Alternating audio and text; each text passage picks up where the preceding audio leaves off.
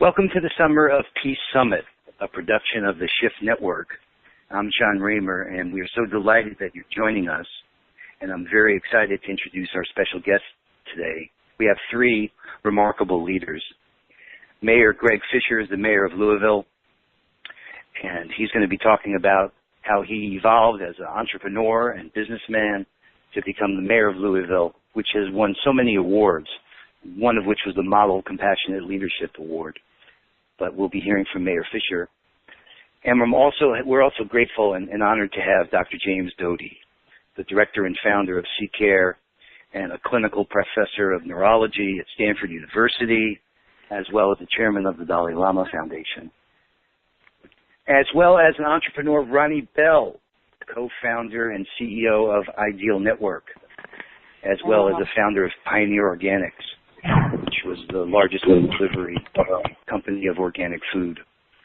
So these three men are going to be with us for the next hour, and we're going to focus on compassion in action and how compassion in business and government is happening and why that's happening and what we need to do to strengthen that. It's definitely a hallmark of our time that business and government is stepping up to the plate to inspire and lead communities in new ways. So I want to start with the Louisville Mayor, Greg Fischer, who is committed to making Louisville the most compassionate and caring city in the world. And Mayor Greg Fischer, in his third year as mayor, he's pursued three broad goals for his hometown: making Louisville a city of lifelong learning, a much healthier city, and an even more compassionate community. And in pursuit of that, what happened, just to give a little background here, is that out of Seattle, we were the first city to affirm the Charter for Compassion, inspired by Karen Armstrong's Ted Prize wish to implement globally the Golden Rule. And the word spread, and a number of other communities got involved, and none other like Louisville. And Ari Callen, our dear friend, was there and went and had a number of conversations about the possibility, and they were already well on their way. In fact, we've learned so much from them.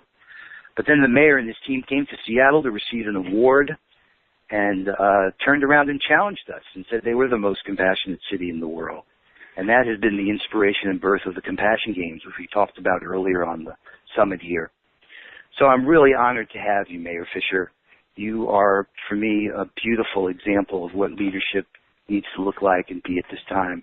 And I want to give you a few minutes to say whatever you want to say to introduce yourself, the challenges and choices that led you to be this kind of leader, and how you see the world, what your read of the situation is today.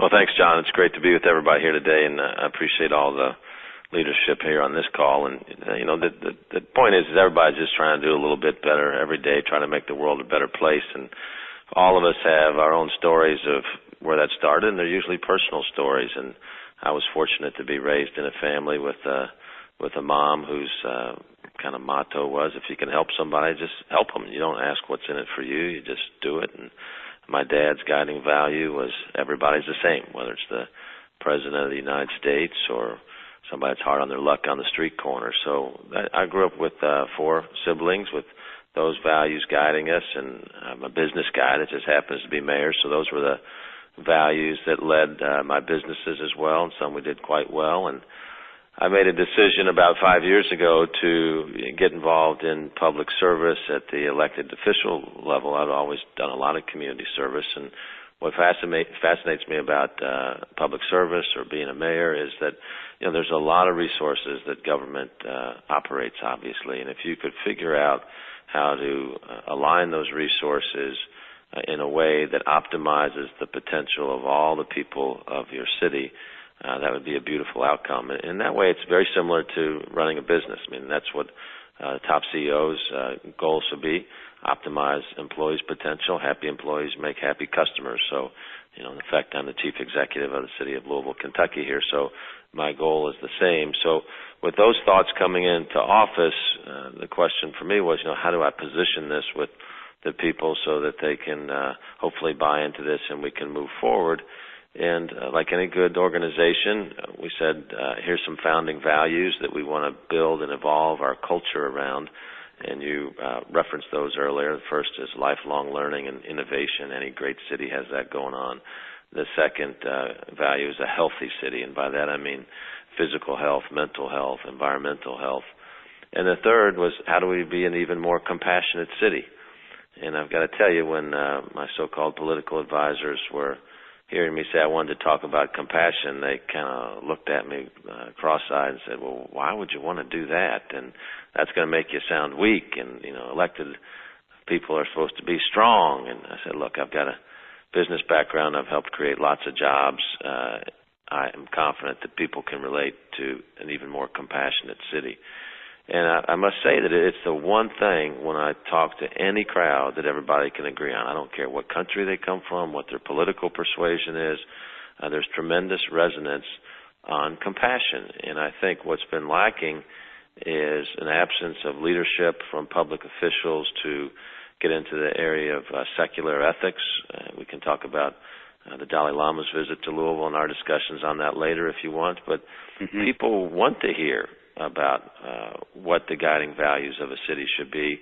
And we've had somewhat in the DNA of our city. Thomas Merton, the famous monk from the Abbot of Gethsemane, which is about 45 minutes from Louisville, we have a tradition of his thinking and other spiritual leaders here in our city. We have a tremendous interfaith festival of faith activity in Louisville. And Thomas Merton, his big thing is we're all interconnected. You may not think we are. So not only is that powerful in a religious and spiritual context, but it's extraordinarily relevant in a civic context as well. So that's what kind of teed up the whole inaugural address around compassion. And then we relayed that into service work that we can talk about later in the call. God, it is so refreshing to hear you, Greg, to you be running the city with that way of being and clarity about the importance of service that way. Gosh, that is exactly what I know everybody wants their mayor to sound like. Wow. Well, I think the message is that people respond in a way that's extraordinarily powerful. So all that's required is the call to action.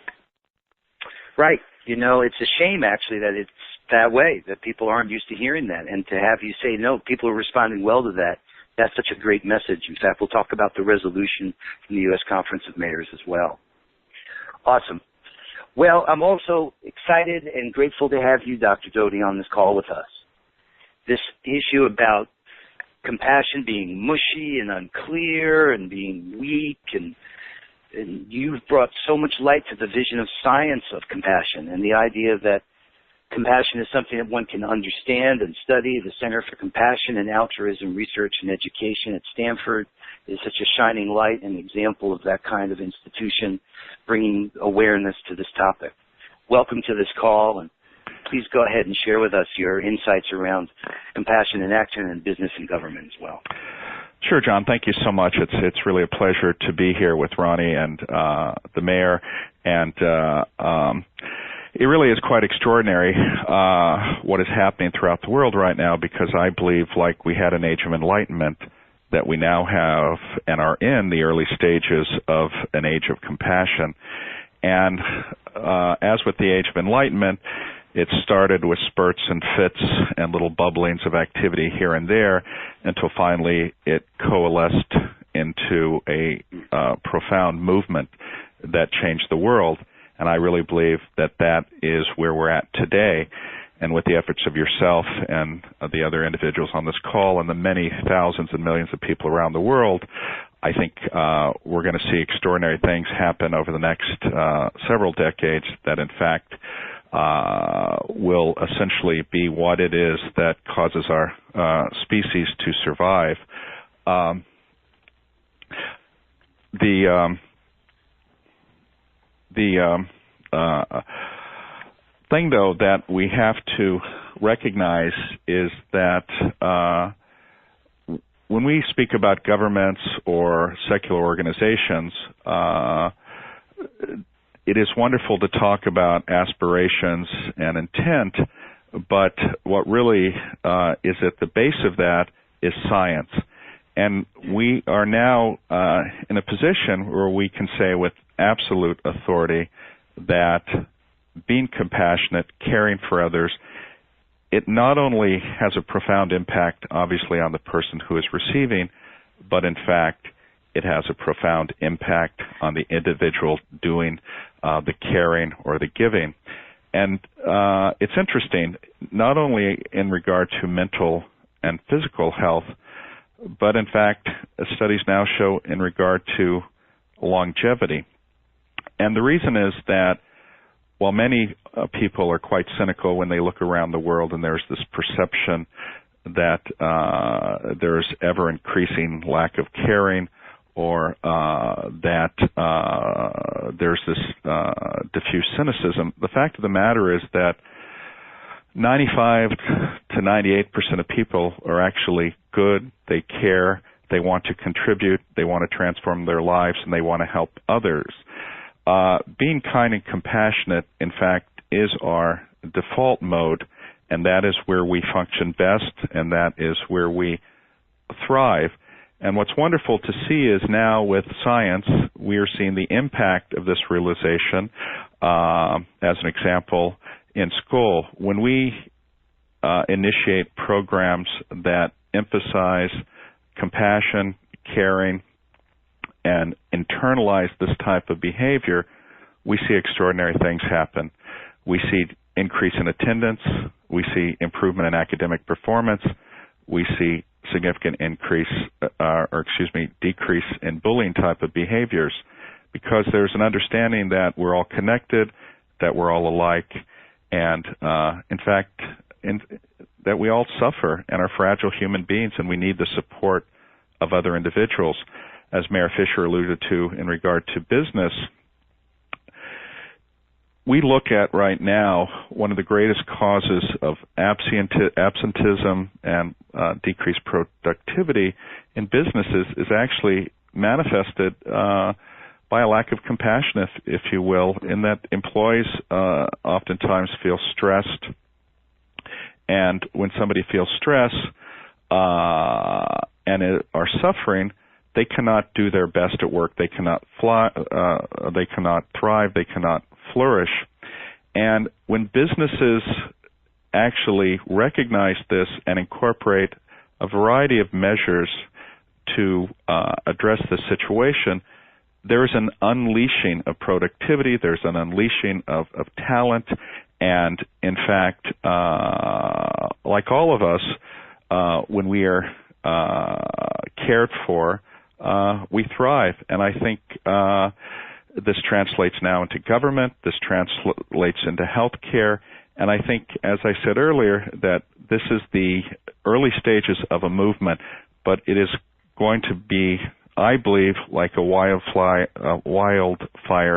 that spreads around the earth, and hopefully will allow all of us to embrace the other, so that in fact there is no other. All of us are part of the same family. Yeah. Wow. May it be so. May it be so. And it's so powerful to have science and the rational measurements of things. And I know for you, Mayor Fischer, that measures and key and quality assurance, and that, you know, that we're seeing these worlds come together, like secular ethics, like you said before, and ways of talking about things that have been more challenging, and having the grounding of science and having the power of business, recognizing that there are measures, like you mentioned, absenteeism, loss of productivity, that the human cost of not having compassion is becoming more and more apparent. That's really great to hear, James. Thank you for all the amazing work you're doing as a neurosurgeon, as well as educator, and the work with the Dalai Lama. And also, you were in the active service in the U.S. Army Medical Corps for 9 years, right? Actually, that's correct, and it's interesting you bring that up, because even as a young person, first of all, I truly believe that while America has its problems, it still remains a shining light throughout the world of what is possible with human endeavor, as cynical as we all get. And I felt, even as a child, that I had an obligation to return that blessing that I've been given to be a citizen of this great country. So I actively chose to join the military. They actually were kind enough to pay my way through medical school, and in fact I did my neurosurgery residency at Walter Reed. And I have to tell you that that is one of the greatest experiences of my life. It set me on the right path forward in my career. It gave me excellent training, and it allowed me to serve our country. Beautiful, beautiful. Thank you again for that. All right, we turn to our third panelist, Ronny Bell, co-founder and CEO, well known for the founding of Pioneer Organics, which he established in 1997. By the time of its sale in March of 2008, the Seattle and Portland-based company had grown to the nation's largest organic home delivery grocer. And Ronny's career reflects a firm commitment to community and environmental stewardship, for example, incorporating alternative energy vehicles into Pioneer's delivery fleet as early as 1999. Ronny won the Seattle Mayor's Small Business Award in 2002 and was honored as one of Puget Sound Business Journal's 40 Under 40 in 2003. So we have a nice connection there back with the mayors and recognizing innovation, and you, Ronny, being so creative and thinking outside the box and bringing your way of thinking to business. And Ideal is a great example of that. I want you to build on that and share with us whatever your opening thoughts are here. Well, yeah, thank you for your time, John and Greg and Jim, and I appreciate the opportunity to share my story. Well, my story kind of is rooted in a family business that I was fortunate enough to grow around and up around in, and it was it was called Hebrew National. It was basically a big kosher food company that was part of my family's legacy, I guess. And growing up, I would go to work with my dad on the way to the airport, and we'd go into the big factory and the big Hebrew National factory, and I was just surrounded by business. And it was fun to be in that environment of watching the power of business and understanding what the responsibility is to be a business owner. And then took that background and my New York Jewish upbringing and went out to Madison, Wisconsin, and went to college at the University of Madison, where I tell people I was programmed on Long Island and deprogrammed in Madison, Wisconsin. And in that deprogramming, I learned about alternative ways to do business in a way that cared for the environment and cared for people and cared for your customers in a way that I had not seen or learned about before. And took those learnings and that passion and some great readings of authors like Wendell Berry and Paul Hawking and took that inspiration and took myself out to the Pacific Northwest, where I started a company whose vision was to get beautifully grown organic produce that came from real people who were working real hard to make this food possible into the hands of consumers in an easy way. And doing so in a way that told the story of the work and the values and the ethics of the lifestyle of organic food and all that it transcends, from how you steward your land to stewarding your health. And so I was fortunate enough to walk down that road and have some success. And one of the things I always say about business is that the marketplace gives you permission to do what you can do. And if you can't get permission from the marketplace, you can't do anything as a business owner.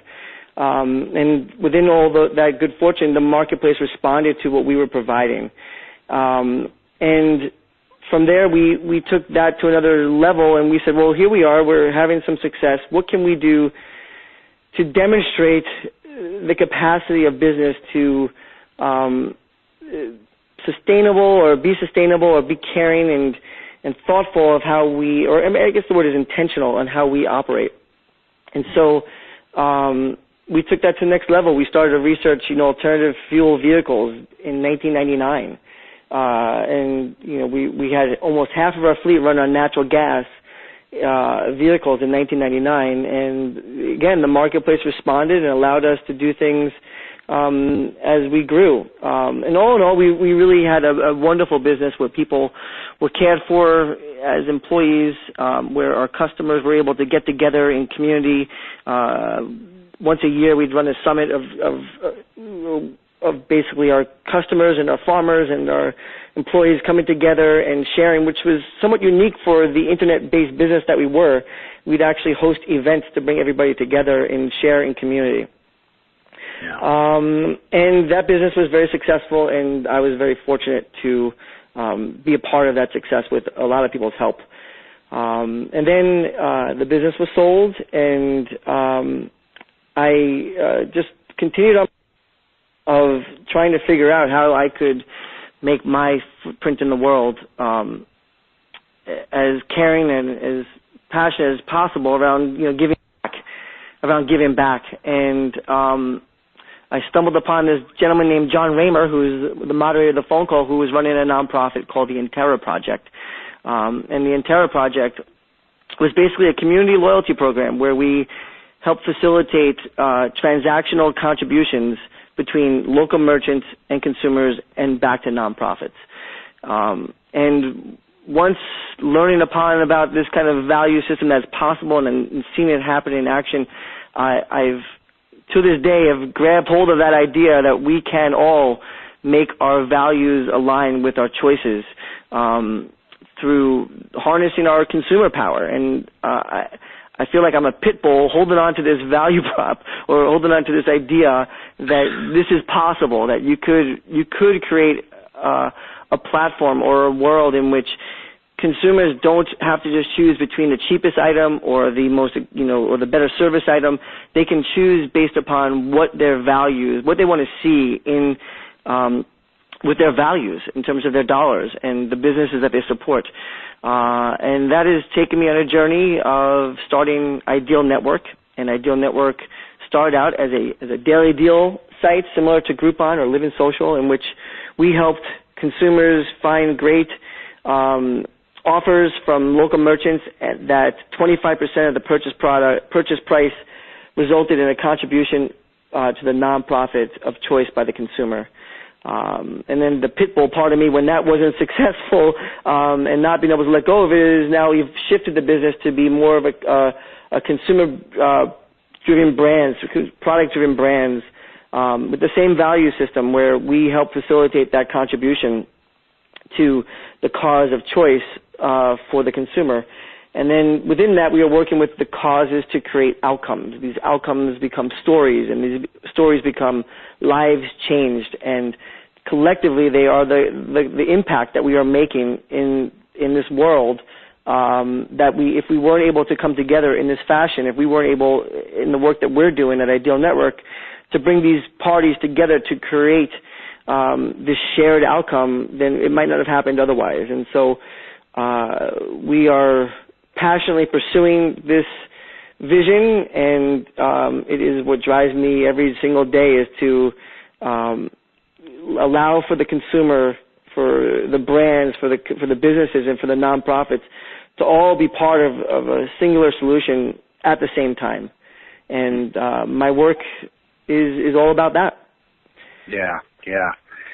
Well, that's great, Ronny. I want to just clarify that because it's really unique and creative. So you work with nonprofits who have campaigns that they're trying to fund, and they encourage their constituents to find out about the offers that flow from Ideal Network. And Ideal works with those brands to put up offers, and a portion of every purchase goes back to help fund those campaigns.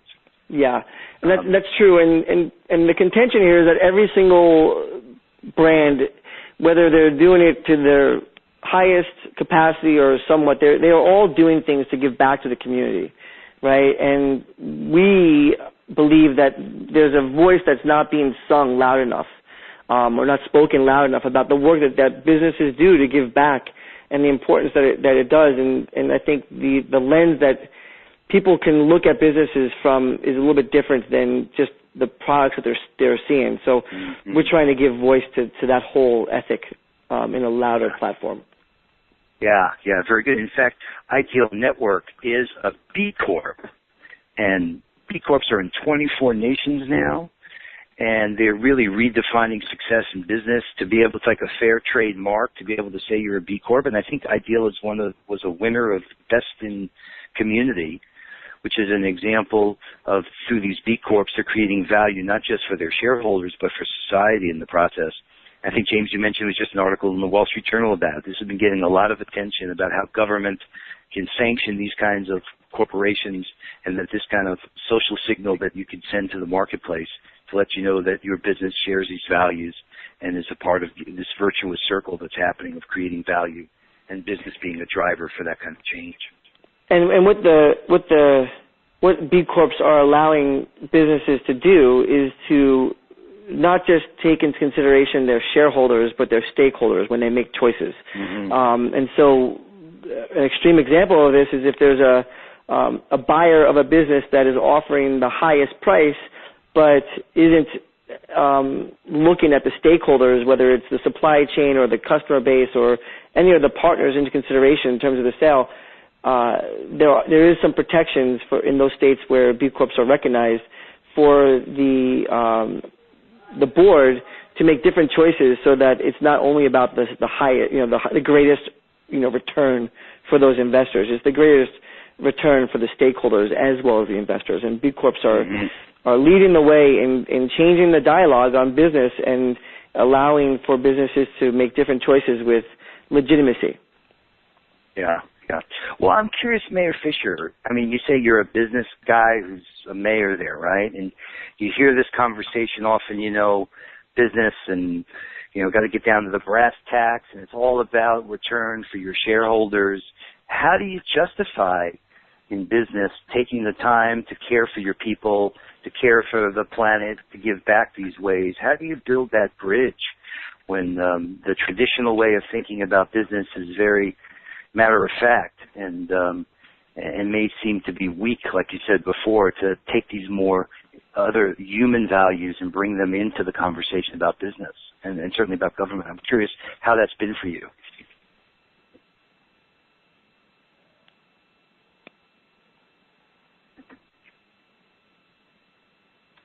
All right. So I'm not hearing Greg. So I'm curious from you, James. Similar, you work with this, straddling these two worlds and bringing these kinds of ethics and values into the world of science and into the world of business. You're also an entrepreneur as well and successful businessman.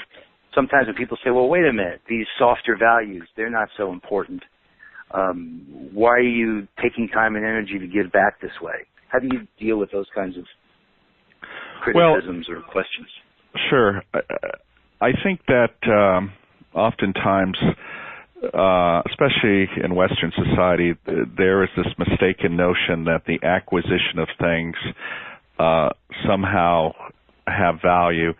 And I think what many people realize as they get older, and unfortunately oftentimes very old, is that having everything oftentimes, when you look at it, you realize you have nothing. And what all of us really want is a sense of purpose in our lives and a reason as to explain why we are here and, frankly, what we have contributed while we have been here. And when we look at businesses, and I will tell you that I took over a failing medical device company while I actually was a neurosurgeon and turned it around where it was essentially bankrupt to it went public in 2007 for $1.3 billion. And then all the money I made I gave to charity. And the reason I did that, I know that may sound strange to some people. It's courageous is what it is. Yeah, and it's essentially to 100% of my friends, it made no sense whatsoever. And this was actually in the face of me having lost about $70-some million in the .com crash, where I was effectively bankrupt. But I realized, though, that what I had thought was success was actually a chimera. That I grew up in poverty. My father was an alcoholic. My mother was an invalid. We were on public assistance my entire life, and I really believed that success manifested itself by having money and position and power, and that then this led to control. And ultimately, what I realized was, number one, that none of us really have control, and that unless you do something with the blessings that you have in the sense of contributing to others, ultimately your life is just a dark black hole. And it's not one that's filled, one that's fulfilling to others, one that's fulfilling to yourself. I cannot tell you the number of people I know who've had, by what society defines, every aspect of success and then sit at home alone, unhappy and miserable. And that is because, again, getting back to the science of compassion, as a species, we evolved to care because to have, if you will, without getting off into too complex terms, what we call theory of mind, to have abstract thinking, to have complex language, required that our brains expand significantly, and then as a result, this required the mother to take care of her child for at least a decade and a half following birth, or the child would not survive. So these incredible bonding mechanisms resulted, and these have spread through, whether it was as hunter-gatherers to close-knit groups, and you will find that when people connect with a close-knit group, oftentimes this is when they thrive. Unfortunately, though, what we have to do now and what we have to teach people is to recognize that that group actually is our earth, that we are all interdependent, and in regard to what we call the butterfly effect, what happens in one place has oftentimes profound effect on others, and those others are our brothers and our sisters. And so when we give back, and you know, it's funny, when I lost all of this money and was effectively bankrupt and then gave all this money away, you know, people would call me and say, "Oh my God, what a horrible thing. Well, how is this even possible?" And I said to them, this is the greatest blessing in the world. I mean, how could I even complain when I'm well educated, I have a profession, I get to do something that I love, and my life is completely rich. So how could I possibly complain having lost millions of dollars? Because that's not what defines who I am.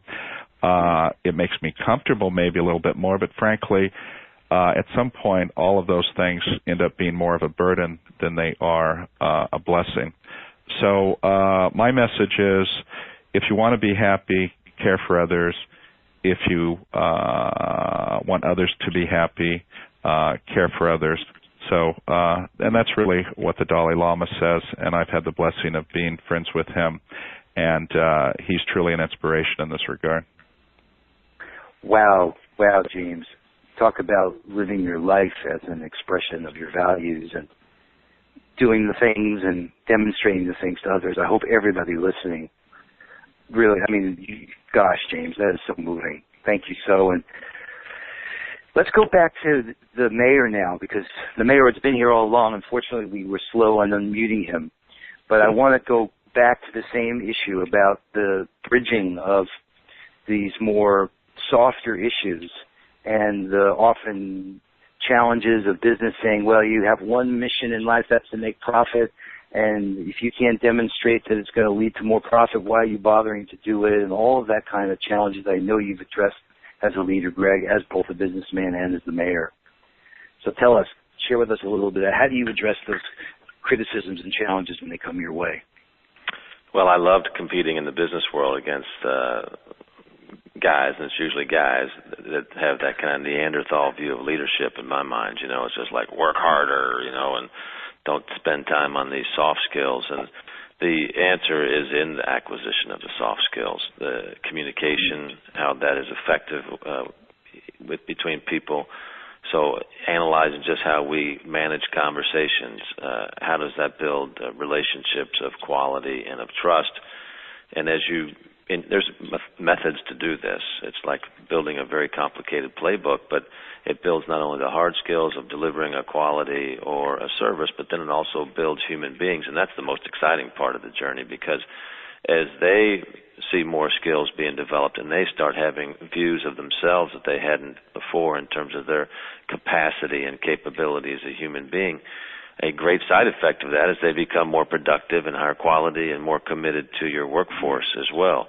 And then that common bond that's built amongst your teammates at your employee gives you a strong sense of purpose and a strong focus on what the possibilities are, which in a business context leads to be, you know, the best company in your industry through customer satisfaction, more than likely profitability, which leads to profit sharing with employees, leads to tuition reimbursement for them and for their kids, et cetera. So it's really a journey, again, of people realizing their human potential by you understanding as a business executive or as a mayor that it's not just about the hands of people. In other words, just the work they do with their hands.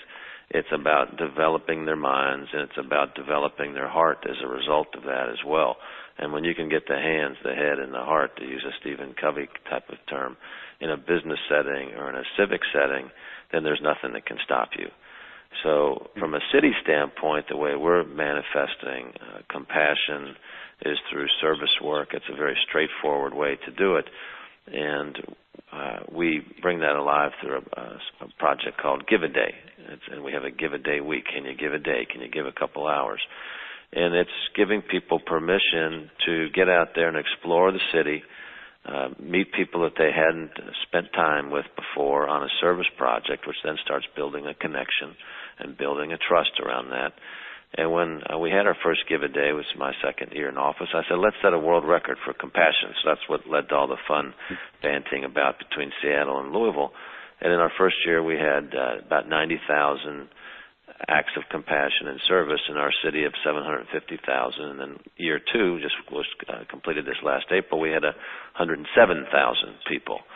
And those are big numbers. And so I declared, mayors can proclaim things. So I proclaimed that we were the most compassionate city on the face of the earth, and did it somewhat tongue-in-cheek, but much to my surprise, nobody challenged me. And then the United States Conference of Mayors, as a result of our Give a Day work, it gave us the most livable big city in America. And as I accepted that in front of our 200 large city mayors, once again I proclaimed we were the most compassionate city in the world. And I said, nobody's been challenged as yet, but please do. And as a compassionate mayor, I will help you beat us. So that's right. Some of the ways we bring this to life. That's right. But this focus on the soft skill development in a corporate setting or a city setting is so critical. That's where the heart is. That's where the potential is. You get beyond any type of transactional relationship with people and build it heart to heart, soul to soul, and that's how you build a great company. That's how you build a great city. Yeah. No, I want to reiterate what the mayor offered. He said that they were so compassionate that he'd come out here to Seattle with his team to help us beat them. So the bar has been set really high. And I mentioned on the call we had a whole panel earlier on the compassion games that would happen from 9/11 to 9/21.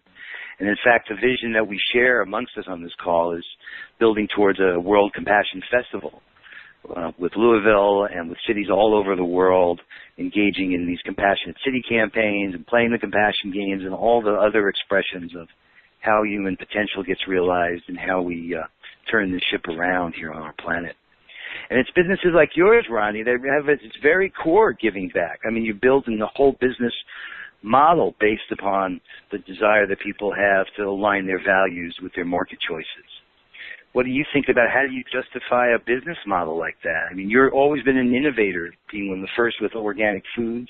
Do you see signs of other businesses moving in this direction and starting up with these kind of social entrepreneurial values? Well, definitely yes to that point. I think businesses are understanding that their reputation is their best currency, right? Is their most powerful form of currency. So I think businesses are recognizing it's not just the products they put out, but it's the how and the what are they doing in support of those products that are helping them define themselves. And Mayor, you mentioned something about, you like to compete in business, and it was usually with guys, and I just know the stat I think you would find compelling. And they did a little report by Reed Catalyst, a research report that said Fortune 500 companies with 3 or more women on the board gain significant performance advantage over the others. And they have a 73% increase in sales, 83% on equity, and 112% return on invested capital. And that's in a Fortune 500 companies. And so, it's just an interesting point to consider is the feminine component of, compassion, of giving back, of business. That's clear stats that are saying that women are leading the charge to, making the world better, I would say. And, those stats are representative of a conventional return on investment, but I think there's something powerful to be said about that. When you have 3 or more women on your board in a Fortune 500 company, they were outperforming your other companies. So if any of you are listening out there and want to make some investments, research the boards of companies, find out if they have women on the boards, and invest, because clearly there's some correlation there. Just interesting food for thought. No. Yep. No, go on, John. Go on. No, I was just going to embellish that. I mean, I remember reading an article where Secretary Clinton said that, for her, she saw that in terms of giving, that the best investment you can make is to put money in the hands of the women. And This is an age where women are ascending in leadership. And that is part of what I think gives me hope as well. That here we are, 4 guys on a call recognizing the importance of feminine and the power of women playing a leadership role in the world like this. This is good to hear. This is another good sign. Mayor, do you want to say anything about that aspect, or James? Well, the reason why I made that crack about guys is that because it usually is, kind of these over testosterone guys that fail to appreciate the fact that there is a whole human being, and it's not just about putting on your helmet and chin strap and going out there and beating your head against the wall. It's about really identifying what's important to win, and that human soft skill component is about it. You see it time and time again, no matter what the playing field is. And this is, I think, the century of the woman. Obviously, is going to be one of the big things about the 21st century, and they bring a more holistic, if we're going to stereotype, a more holistic approach to health and wellness and being. And it's those organizations that win on the in business. And what's ironic about it is it does, A, you have to visualize it and understand it, but B, you have to build it, and it takes a little while to build it. But once you do, it's an unstoppable competitive advantage. So when you see people, learning how to problem solve together, learning how to lead, learning how to follow, as opposed to delivering service or manufacturing a product, and it's valuable time that's going to have multiple benefit once they go back into the service delivery mode. And we're doing that with our city government as well through a process that we created called Louisville Statistics. It's a performance-driven method for the city that has so much to do with training and investing in the human spirit and the human intellect around transparency and government performance, so we can be the best city government in the country and give a better value to our customers, our citizens, through that way. So it's the same playbook as the private sector. It's just we can deliver it in the public realm. Fabulous. How about you, James? I'm going to add to this conversation about the feminine and that holistic view and the softer skills and the importance of integrating that. Well, again, to reiterate what the mayor and Ronny have said, I think that there's a deep message here, and the message is that time and time again, it has been demonstrated to us men that we do not have the answers, and that we are a reflection of humanity, the good and the bad, and women offer us a different reflection, and we can learn from each other. But remember, as I had said earlier, the maternal bond is what makes our species survive, and it is that bond which we react to and which is extraordinarily powerful, and it's that feminine side that actually, in many ways, has allowed our species to survive. And although obviously I'm a male and I have my own ego structure, I recognize the power of women in our society. Unfortunately, oftentimes we don't give them the benefit because most societies in this world are male-dominated. But the reality of the world is that the power in this world is from the woman. Mm-hmm. Yep. Yeah, I grew up in a matriarchal society. The Jewish mother, my gosh, has all the power. And so speaking of powerful visions, one of the things I'm thrilled about that we get to talk about on this call, and I want to let you, James, start with it since it was your vision and idea. And I'm not going to say what it is. I'm going to let you kind of unveil it here on this call. I think this is probably the first public announcement around this, or one of the first at least. No, it is, in fact, and thank you for bringing that up, John. One of the things that I think each of us has emphasized, and both through our discussion today and I believe by our actions in our lives, is we recognize the power of service to others, both in the context to its power to build and create credible things that benefit others, but also the power of doing that service in our own lives and allowing us to thrive and transcend, if you will. And in that context, and in the context of what I had described as this age of compassion, I thought to myself, can we create a platform that allows us to, if you will, promote, aggregate, curate, create, and catalyze this movement? And after a number of conversations, it became apparent that one of the powerful ways to do that is what the mayor alluded to and what the Chart of Compassion International has been doing, and in many ways what you're doing, John, which is embracing the power of cities. We know that over the next several decades, the majority of humans will live in cities. Can we create a structure, if you will, to create compassionate cities and examine the domains within those cities of education, of healthcare, of community, of civic government, and look at a new way of how to work together and how to envision ourselves in relationship to those in our community? Can we create this vision whereby our community is compassionate and we create an environment that looks out for its most vulnerable members?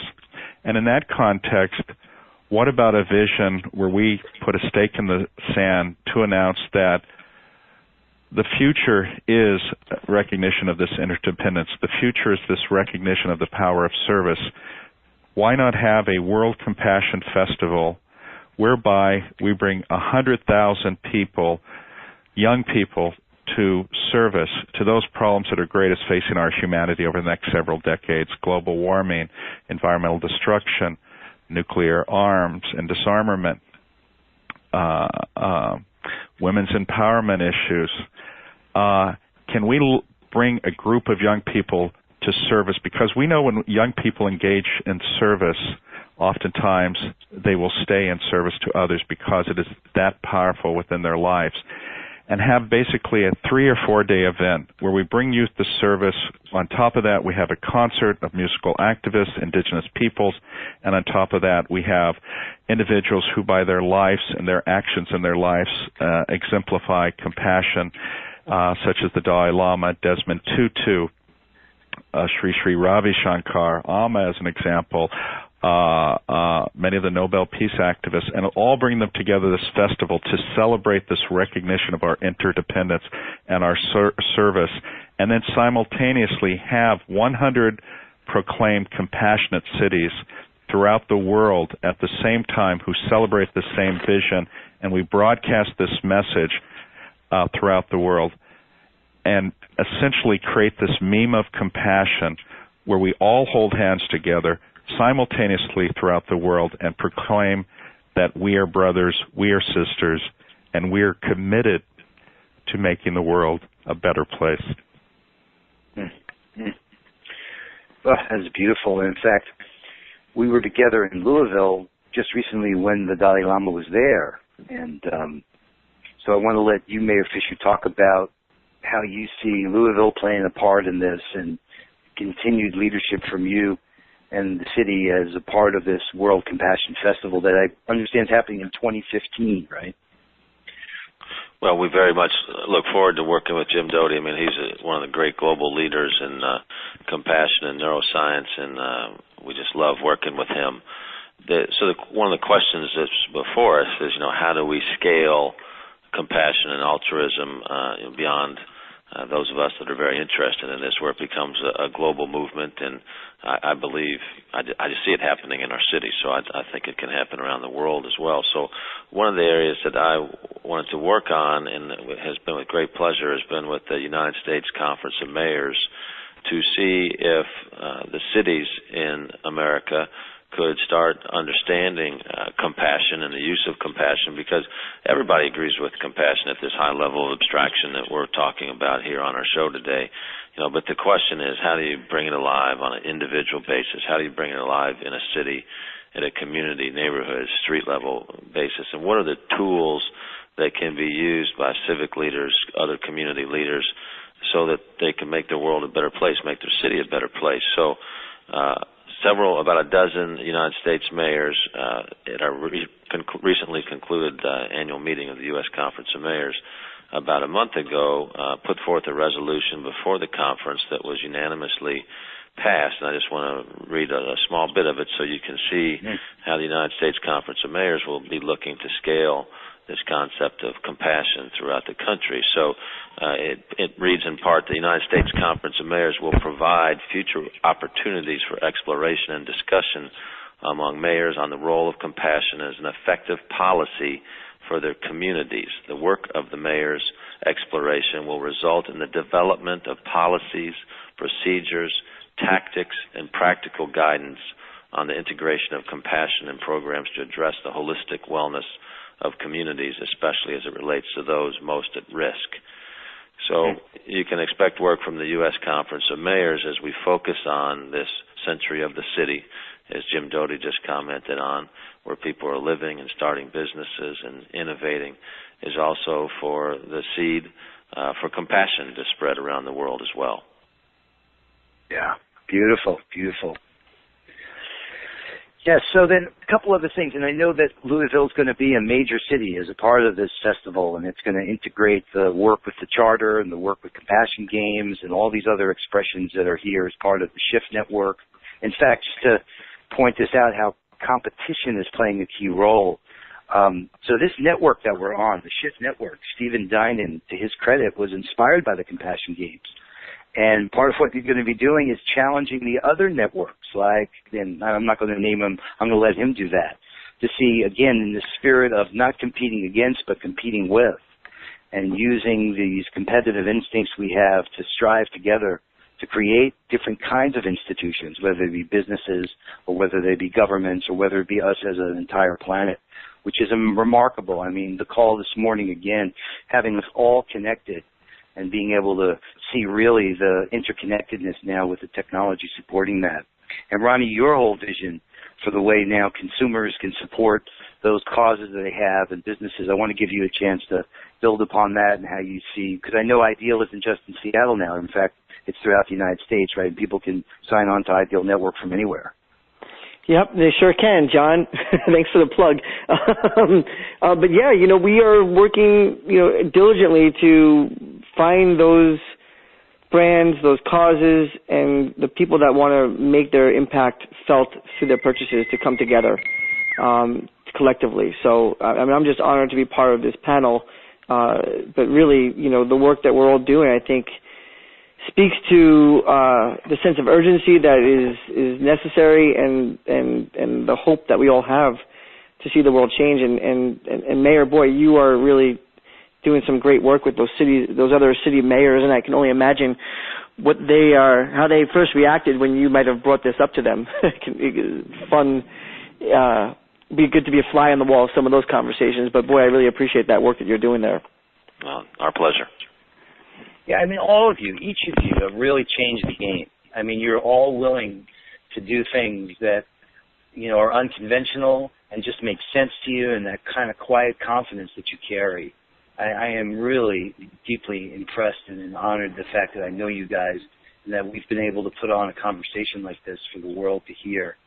It's just exactly what I was one day dreaming would be a part of the world that we live in. And I want to allow each of you in the last remaining minutes here.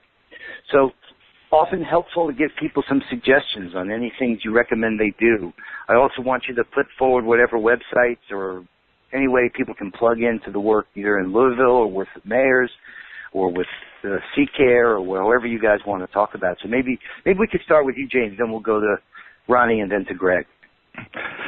Well, while I would love to promote myself, and that's wonderful, I just want to say that, sometimes it seems overwhelming because we see so much suffering and despair in the world. But the reality is each of us has within our power, no matter our position, no matter our station in life, no matter our financial resources, to help at least one person every day. And if each of us can simply do that, all the people who are listening, and have a conscious intent throughout the day to, whether it's saying hello, whether it's helping somebody change a tire, whether it's opening a door, with intent and consciousness to say, I care, I'm going to do something for somebody else, the power of just that will be an extraordinary thing. So I would say to each and every person listening, there is power in those acts. Those acts are a ripple that will extend far beyond what you can even imagine, that has been represented in my own life. And I would simply say that is what I would leave you with today. Well said. Beautiful. Yeah. Ronny, how about you? Well, in light of James's comments, I'm not sure I can add much to it, really. I'm kind of at a loss of words because I'm so inspired by those comments, frankly. The fact is that, I have a lot of hope for us as a society, as a culture, as a people. And, really, I'm just in awe and grateful for, all of us and our commitment and passion to trying to see something change in the world and having that last. So really don't have much else to say to that, John, but just really feeling a moment of awe and really deep respect for everyone here. Yeah, me too, Ronny. I feel really privileged to know you, and I know the way you live your life and how it guides the difference that it makes in people's lives. So, beautiful, brother. All right, Mayor Fischer, you're in the cleanup position here. Okay. This all begins with, the power. All begins with the power one, right? I mean, that's, as I always say to people, it's the man in the mirror, the woman in the mirror. When you look up and don't take yourself too seriously, but know that you're here to make a difference day in and day out, and it's that small act that Jim talked about. So there is so much power in a person just saying, how can I help? As opposed to, let me show you how much smarter I am than you are. Let me show you why you're wrong and why I'm right. This journey that we're on as human beings, we're most all pointed in the direction of the noble goals, the golden rules that we hopefully all live by. So sometimes we need to lead, sometimes we need to follow. And you got to know when, but you got to show up with a positive mind and an open mind to get after it. And it's not that complicated. I would say to people, tell your leaders, your elected leaders, this is what you expect of them. You want them to elevate the human condition through dialogue and discourse, a recognition, yes, that we are all different and we have different ideas, but we all are all here to make the world a better place through individual action. Sometimes that might require people to do something that they believe is beneath their station, but that's a mirage and a facade. There's nothing that's below anyone's station in life. Practicing humility and service to others is a skill that can be learned and something that warms the entire body. So I'll just paraphrase what Jim Doty said earlier from the Dalai Lama, who says, to be happy, be compassionate. To make others happy, be compassionate. It's not complicated.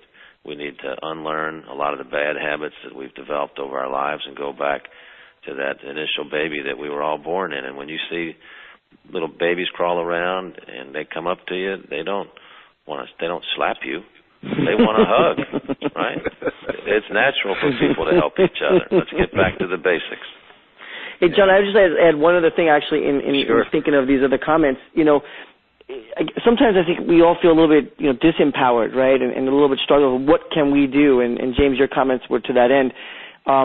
Something on a practical level, in our daily lives, we all have jobs. We all work in places. Or theoretically, we all have jobs. We all work in places. Speak your mind to, the powers that are able to listen through your communities, right? Whether it's, your work or your religious organization or whatnot, but speak your mind and move the dialogue forward, right? Employees, for companies have voice and own that voice and talk up through your management what you want to see from your business. From if you're listening to this call, you obviously have the values of compassion, right? And so speak that and move that dialogue forward, similar to how the mayor is moving that dialogue forward. You just need to take a voice and own it and not be, and be proud of it, frankly. So from a practical point of view, as people in society, you have voice, and I would just suggest you use that voice to whatever channels you have at your disposal. And John, you asked for websites.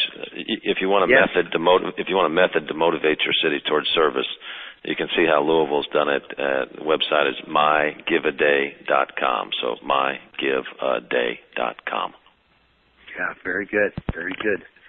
Yes, and we'll be competing with Louisville and other cities around the world on 9/11 through 9/21, which will then continue the support on an ongoing basis and leading to the World Compassion Festival, which you can get online as well at worldcompassionfestival.org, and like the World Compassion Festival on Facebook as well.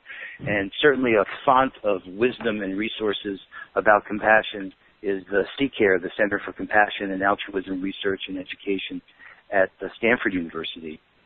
I have above my desk, I shared this earlier on the call this morning, but I want to share it again. These are words from His Holiness the Dalai Lama, reflecting on life here in the West. He says, never give up.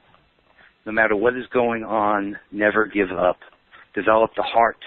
Too much energy in your country is spent developing the mind instead of the heart. Develop the heart. Be compassionate, not just to your friends, but to everyone. Be compassionate. Work for peace. In your heart and in the world. Work for peace. And I say it again, never give up. No matter what is happening, no matter what is going on around you, never give up. So it's been fabulous. Thank you all for listening. What a great session with the Mayor, Greg Fischer from Louisville, Dr. James Doty from CCARE and the Dalai Lama Foundation and many other things, as well as Ronny Bell, co-founder and CEO of Ideal Network. I'm eternally grateful to you guys for making time for this, and to the Shift Network and Philip Helmick and Stephen Dinan for giving us a platform by which to amplify these words. And may it reach each of us and many of us, and may we live to see the dream that we're talking about here become a reality. Thanks again for listening, and bye for now. Thank you. Thank you. Thanks. Bye-bye.